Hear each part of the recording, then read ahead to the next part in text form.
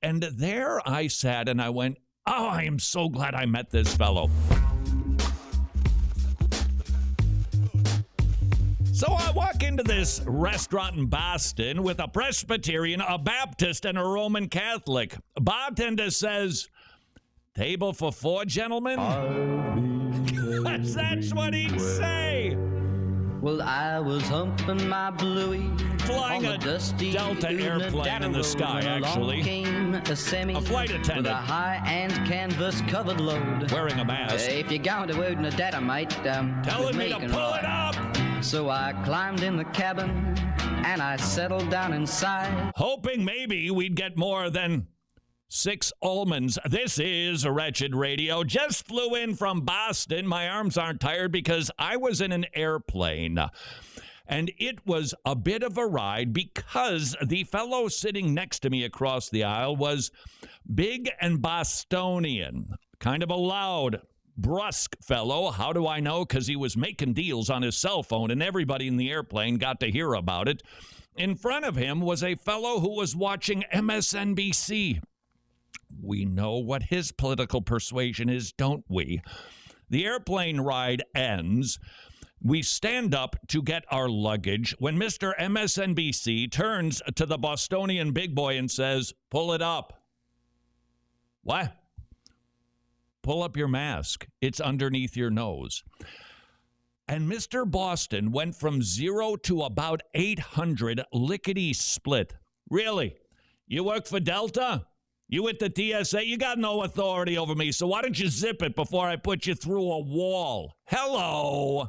That was a way to end an airplane ride, which I have to tell you, overall was pretty good. Good afternoon. This is your captain speaking with just a little flight information. We're flying at an altitude of 37,000 feet, and our airspeed is 400 miles an hour.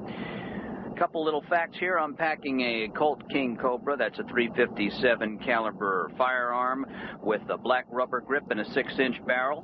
Also, the co-pilot is carrying a Kimber Custom Defense pistol with all the bells and whistles you'd expect from a custom gun of that kind, with an alloy frame and bevel treatment on the entire gun. And our chief flight attendant, Roger, has a Ruger Bearcat 22 with a hand-fluted cylinder. All 3 are capable of piercing body armor at a distance of up to 27 feet. And can put a hole in human bone and flesh the size of the Grand Canyon, which, by the way, is coming up on the left-hand side of the plane, so just sit back and relax and enjoy the rest of the flight. It was a bit of a circuitous route. Went from Atlanta to the Grand Canyon up to Boston, where I stood in between a man who was ready to pummel another fellow who had a difference of opinion on masks.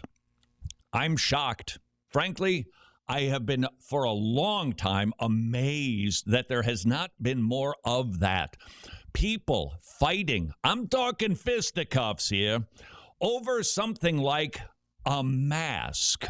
And yet, when I arrived in Beantown and spent some time with a Presbyterian, a Baptist, and a Roman Catholic, I thought to myself, you know, I'm not sure that we evangelicals are a whole lot different than Mr. Boston these days. Than Mr. MSNBC. A difference of an opinion on something that is not an essential. Now, we got to talk non-essentials here. And we just go to the mattresses. We just are willing to take each other out.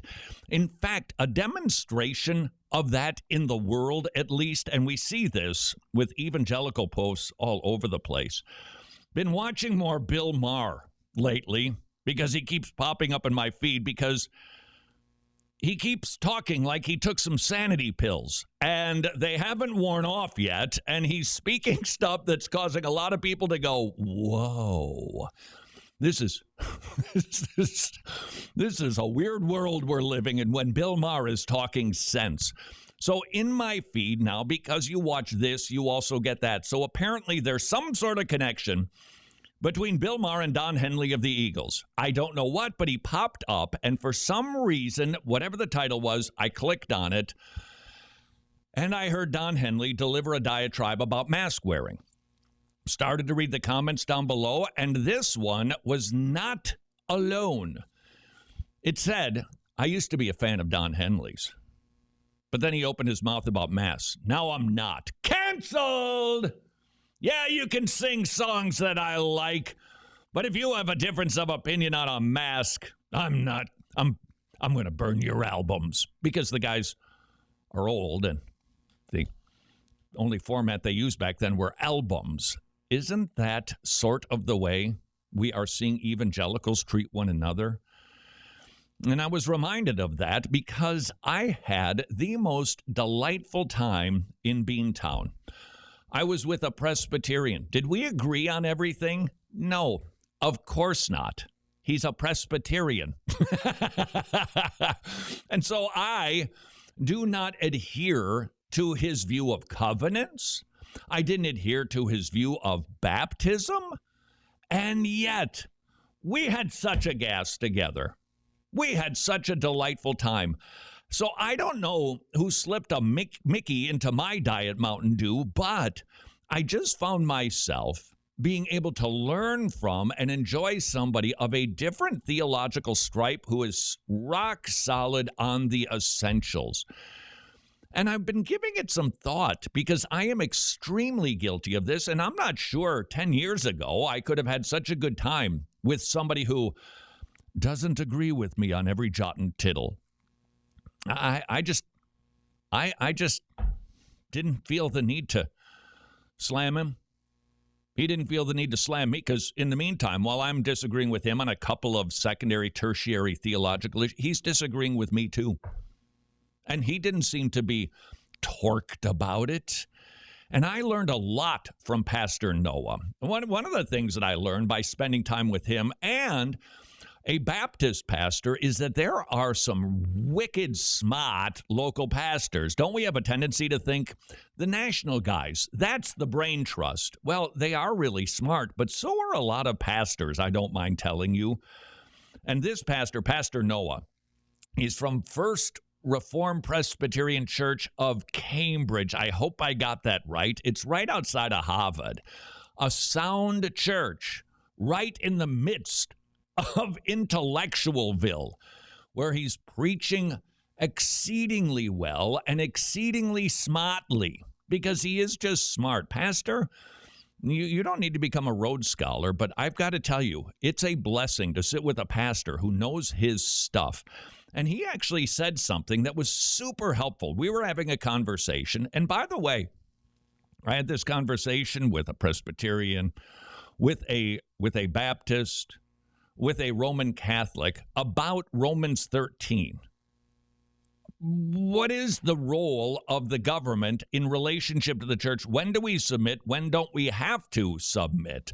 And we were not all on the same page on Romans 13, and yet I was able to actually learn something. And here's what I learned. 2 words, element and circumstance.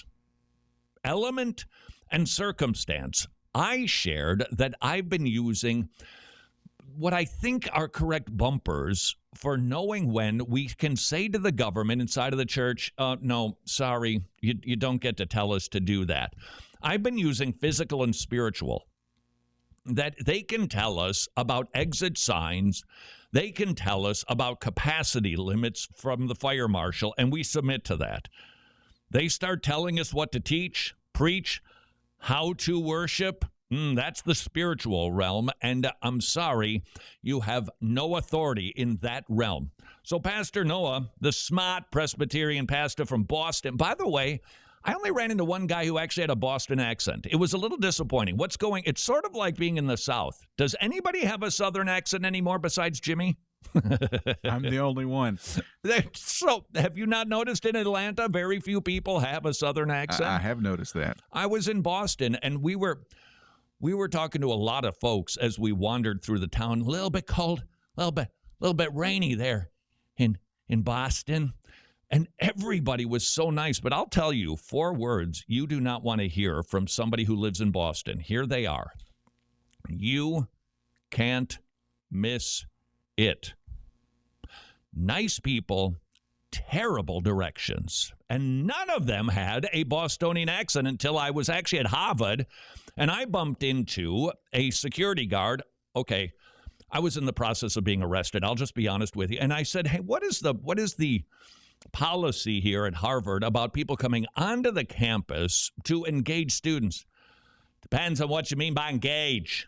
And I thought I was standing in front of Jack Kennedy. He was the only one with a Bostonian accent. Even Pastor Noah from Boston, I think via the South someplace. At any rate, he used the terms element and circumstance to replace physical and spiritual, the elements of worship, the regulative principles that we see laid out in the Bible. We worship, we pray together, we hear sermons together, we read the word together. That's what we do in church together. The other stuff, circumstances, like building size, building capacity, any of those issues, those are just circumstances. And there I sat and I went, oh, I am so glad I met this fellow. Because even though he's all goofed up on the covenant and paedobaptism thing, wow, he's a brother and he's really smart. And he taught me something that could actually help me, even as we disagreed on some stuff. I'm wondering, what would it take to have more of that going on? This is Wretched Radio. If you are a fan of the show, you can watch the entire daily broadcast of Wretched Radio at wretched.org. Good afternoon, ladies and gentlemen. This is